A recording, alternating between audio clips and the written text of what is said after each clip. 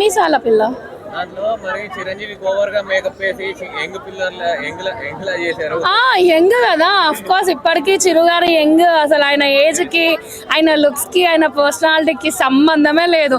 అంతెందుకు, ఇప్పుడు నేను 27, 30+ లే కనిపిస్తున్నా.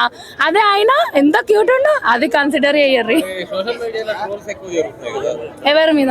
చిరంజీవి మీద. చేసేటోళ్ళు చేసుకోరండి, ఫరక్ పడదు. బట్ సాంగ్ అయితే హిట్ అవుతుంది. సెకండ్ సాంగ్ ప్రసాద్ అనేది అబ్బే ఏం ఎక్స్పెక్టేషన్స్ లేదండి, అంతేం బాగాలేదు అసలు.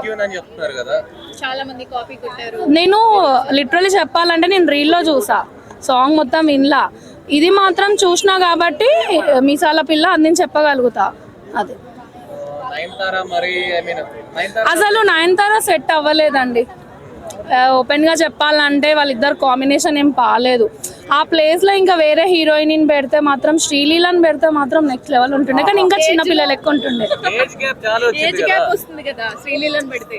అవును, బట్ శ్రీలీల ఎందుకు బాలయ్య బాబుతో చేయలే కూతురిగా? మేబీ నేను అనుకుంటున్నా, అంటే నా ఒపీనియన్ అంతే. అలా ఏం లేదు, ఎక్స్ప్రెషన్స్ కానీ నయనతార అంతేం ఎక్స్ప్రెషన్స్ లేదు, జస్ట్ నార్మల్ గా చేసింది.